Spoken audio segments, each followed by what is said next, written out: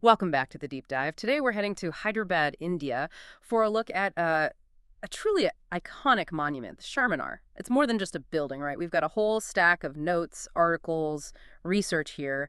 And our goal, like always, is to dig deeper than just the surface facts. We really want to help you get why this landmark is so special.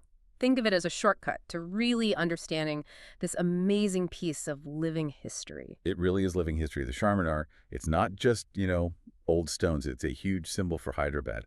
So much so, it's actually on the official emblem of Telangana, the state Hyderabad's in. Built way back 1591. It's got massive historical and religious weight. But it's also this incredibly lively place, always buzzing with people, markets all around, just vibrant. Okay, let's unpack this a bit. Maybe start with the name itself, Charminar. What's the story there? What does it actually mean? Sure. It's basically a straightforward translation. It comes from two Urdu words. You've got char, which means four, For right. and minar, which means minarets or pillars. Ah, So it literally just means four minarets or four pillars. Makes sense when you see it. and where exactly does it sit in Hyderabad? It's right there on the east bank of the Musi River. If you're standing there, you've got the Lad Bazaar, famous for bangles, just off to the west. Oh yeah, the Bengal Market. Exactly. And then southwest, you can't miss the Makkah Masjid. Huge ornate mosque.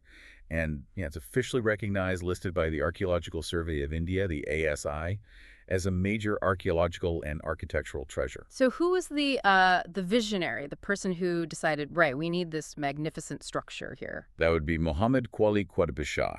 He was the fifth ruler of the Qutb Shahi dynasty. They were a big deal in the Deccan region for centuries. And he commissioned the Charminar in 1591. It was pretty much right after he moved his capital. Shifted it from Golconda, the old fort city, to this brand new city he was establishing in Hyderabad. Okay, so timing makes sense with the new capital, Yeah. but why build it? This is where it gets really interesting, I heard. There seem to be different stories, competing theories about its purpose. Yes, absolutely. And it's fascinating how history can give us these different angles. The ASI, who look after it now, they mentioned there are various theories, but the widely accepted one is that it was built smack bang in the center of the new city Okay. to commemorate the end of a plague, a really nasty epidemic that was devastating the area at the time. Wow. So like a monument marking a public health victory. Sort of, yeah. That's the common understanding. Yeah. But then there's this other compelling idea. It comes partly from a French traveler, Jean de Thévenot, who was there in the 17th century. The French traveler. Yeah, and his account is backed up by some Persian texts from around that time, too. This theory suggests it was built in 1591 specifically to mark the beginning of the second Islamic millennium. The year 1000. Exactly. It Yeah. was a massive event in the Islamic world. So according to this view, Qutb Shah actually founded Hyderabad itself to celebrate this millennium. And the Charminar was the centerpiece, the monument to commemorate it. Huh. That's a really important distinction, isn't it? How we understand why it was built. Does it change how we see the ruler? Or the monument itself? I mean, are they mutually exclusive? Or maybe both played a part? That's the question, isn't it? The plague theory kind of paints it as an act of piety, maybe gratitude focused on his people, Hmm.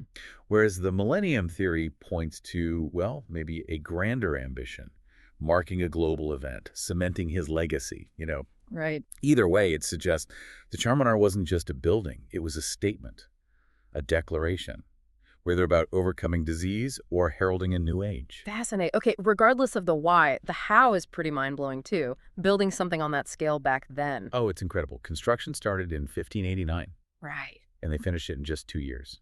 2 years for that. 2 years. Yeah. Imagine the logistics in the late 1500s. The cost was about 9 lakh rupees, 9 lakh. which was apparently around 2 lakh huns. It was a type of gold coin used back then. That sounds like an astronomical amount. It was a huge sum for the 16th century. Really shows the resources Qali Qutb Shah poured into it. And when it was done, it towered over everything else in Hyderabad. We're talking about something weighing around 14,000 tons. 14,000 tons. Yeah, roughly like, 100 big blue whales? Wow. And to support that, the foundations had to go down at least 30 feet deep, serious engineering. And I bet being around for over 400 years, it hasn't all been smooth sailing. Has it needed repairs, faced any incidents? Oh, definitely. It's shown amazing resilience, but it's taken some hits. In 1670, apparently, a minaret got struck by lightning and actually fell down. No way. Yeah, it was repaired. Cost about 58,000 rupees back then. Still a lot of money. And then later, around 1820, another ruler, Sikandar Jah, did some major renovations. That cost 2 lakh rupees. So it's been looked after, maintained through the centuries. Absolutely. Constantly cared for, restored, which is why it's still standing so proudly. So connecting it back to the city, what did building the Charminar right there do for Hyderabad's development? How central was it, really? Incredibly central. Its location wasn't accidental at all. It was built right at the crossroads of a major historical trade route. This route linked the city all the way to the coast, to the port of Machilipatnam, opening it up to international markets. Ah, so trade was key. Definitely. But more than that, the entire old city of Hyderabad was literally designed with the Charminar as its absolute heart. The city layout spreads out from it into 4 quadrants, 4 chambers. Each area was sort of designated for different settlements. Oh. And just north of it, they also built the Sharkaman head, these 4 grand arches or gateways aligned to the cardinal directions. Really structured the whole urban plan. To a very deliberate design. Very deliberate. They even brought in architects from Persia, apparently, to help with the city plan. Top expertise. And the Charminar itself wasn't just meant to be a monument. It was multifunctional. How so? It was also intended to function as a mosque right there at the top level, and as a madrasa, an Islamic school. Like a civic center, religious site, and university all in one. Kinda, yeah. It embodies that Indo-Islamic architectural style with those Persian influences blended in. And here's a fascinating detail about the planning. Yeah. There's this story, maybe an anecdote, maybe true, that they actually built a sample Charminar first. A sample, like a model. Apparently more than just a model. Some sources say a full-scale sample, maybe at a nearby graveyard site called Dobirpura or Nagaboli, to sort of test the design, work out the kinks before building the real thing. That's amazing, like a 16th century prototype. Incredible foresight. It really speaks to the level of planning involved, doesn't it? Absolutely. Right. So moving beyond the history and the architecture, what's it like today? As a living landmark, what's the vibe? Oh, today it's absolutely the pulse of the old city. You step out from the monument and you're right in the middle of that bustling Lad Bazaar we mentioned. Colors, sounds, the smell of street food. It's vibrant. Pearls, bangles, everything. Sounds intense. It is. And because the Makkah Masjid is right nearby, the whole area just comes alive during big festivals like Eid al-Adha and Eid al-Fitr. It really becomes this huge public space for celebration and prayer, a real focal point. And the builder himself, Kweli Kwetbisha. You mentioned he was a ruler, but anything else interesting about him? Yeah, actually, he wasn't just a ruler. He was also a poet. A poet king? Pretty much. He was one of the early important poets writing in Deccani Urdu. That's a specific dialect of Urdu from the Deccan region.